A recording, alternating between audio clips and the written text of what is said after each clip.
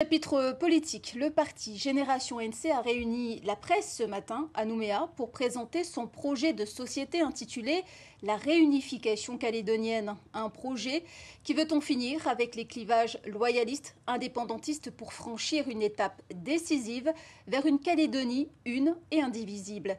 Les précisions d'Éric Dufour et Nicolas Fasquelle. D'abord un postulat formulé par Nicolas Metzdorf. Après 3 référendums, la Nouvelle-Calédonie est définitivement française. Cela garantit la nationalité des Calédoniens. Le projet de Génération NC prône cependant une identité calédonienne qui inclut, dont un corps électoral glissant. Avec une citoyenneté locale obtenue après 5 ans de résidence, fruit d'une démarche volontaire et assortie de droits et de devoirs. Mais l'axe le plus fort du projet de Génération NC sur la nouvelle organisation du pays, c'est un pouvoir central fort avec un congrès et un gouvernement majoritaire, des communes, collectivités de proximité, mais plus de provinces, source de division.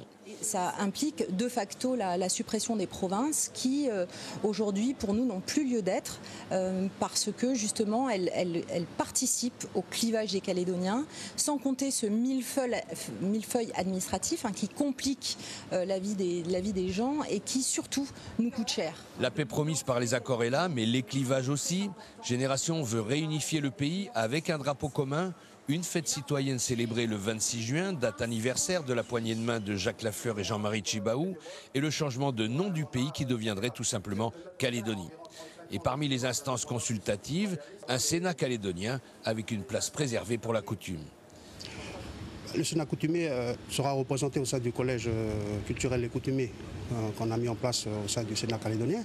Donc ils seront également représentés dans les décisions qu'il va y avoir qui seront consultées par rapport à des politiques publiques.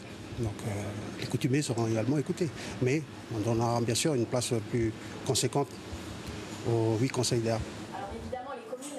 Le point de départ de cet ambitieux projet sera les prochaines élections législatives considérées comme le premier référendum de projet avec des candidats porteurs d'idées pour l'avenir.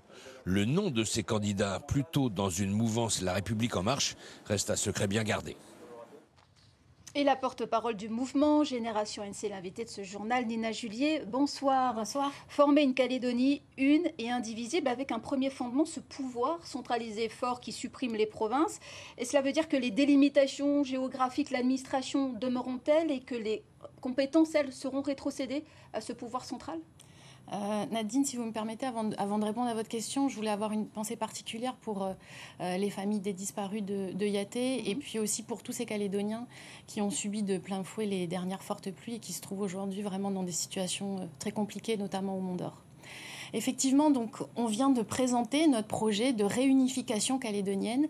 Et ce projet de réunification calédonienne met en avant une nouvelle architecture institutionnelle avec la suppression des provinces. Pourquoi supprimer les provinces ? En fait, aujourd'hui, les résultats du référendum nous garantissent 3 victoires du non, donc de rester français. Mais le clivage loyaliste indépendantiste est là. Pourquoi est-ce que ce clivage est toujours là après 35 ans de paix, après 35 ans de développement économique ? Tout simplement parce qu'on a laissé en place ces provinces qui aujourd'hui font vivre les indépendantistes et les loyalistes, font vivre l'affrontement entre deux blocs, mais également parce qu'on avait inscrit dans les accords des référendums qui nous ont obligés à nous affronter. Aujourd'hui, ce qu'on veut à Génération, c'est aller de l'avant. On veut aujourd'hui faire vivre l'esprit des accords qui est celui du destin commun. Mais comment faire un vivre ensemble quand on nous oblige à chaque élection à nous opposer loyalistes et indépendantistes ? Donc aujourd'hui, on est français. On propose de supprimer les provinces pour mettre un terme à ce clivage et organiser enfin le débat politique autour des questions d'actualité. Est-ce que cela sous-entend des suppressions de postes, moins de fonctionnaires, puisqu'il y a une mutualisation des moyens ? Alors, bien entendu qu'on ne va pas supprimer les instituteurs, par exemple, qui dépendent des provinces. La question, c'est surtout de faire des économies en fonctionnement. Vous savez, aujourd'hui, l'agriculture, il y a 7 organismes qui s'occupent de l'agriculture.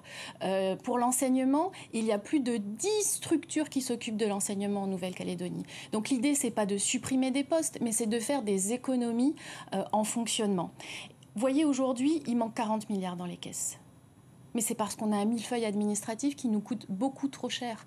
Et en plus de nous coûter cher, on ne peut pas mettre en place des politiques publiques efficaces et cohérentes. Regardez la rentrée des classes. La rentrée des classes, le gouvernement nous dit il faut porter les masques. La province Sud nous dit non, finalement, mettez pas les masques. La province Nord nous dit non, on va faire une rentrée échelonnée. Et puis, en province des îles, c'est les coutumiers qui disent il n'y a pas d'avion. Donc aujourd'hui, tout ça manque de cohérence. Et comment vous voulez que les parents et les enseignants s'y retrouvent là-dedans ? Le principe des provinces, c'était la notion de rééquilibrage. Comment assurer ce rééquilibrage si les provinces sont enlevées ? Nous, on considère qu'aujourd'hui, on est allé au bout du rééquilibrage. On considère aujourd'hui que les provinces, lorsqu'elles ont été créées, c'était dans un contexte de guerre civile. On n'est plus dans ce contexte aujourd'hui. Les provinces, elles ont effectivement apporté 35 ans de développement, 35 ans de paix, mais le résultat, c'est qu'aujourd'hui, on est toujours divisé. Est-ce que cela sous-entend de nouveaux accords politiques puisque ces provinces sont issues des accords de Matignon de 88, est-ce que cela sous-entend de nouveaux accords politiques qui doivent être engagés pour cette réforme institutionnelle ? Et comment convaincre vos adversaires politiques qui ont engagé, eux, des bilatérales avec l'État, du moins jusqu'à l'année dernière ? Vous savez, la réunification calédonienne, c'est un projet d'avenir pour le destin commun. Alors bien sûr, c'est tout l'opposé de ce qu'on appelle la partition. Et l'hyperprovincialisation ? La partition donc. Donc la réunification d'un côté, la partition de l'autre et le projet des indépendantistes. Mais aujourd'hui, la Nouvelle-Calédonie, elle est française. La question c'est comment on vit dans cette Calédonie française ? Est-ce qu'on veut continuer de vivre côte à côte, face à face, ou est-ce qu'on veut à un moment donné se réunifier pour être plus fort et affronter les défis du XXIe siècle ensemble ?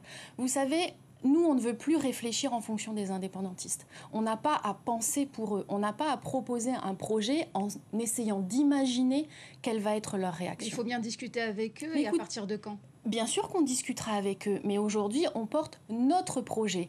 Les derniers qui ont essayé d'imaginer la réaction des indépendantistes, c'est le rassemblement de Thierry Santa. Ils ont hissé le drapeau du FLNKS.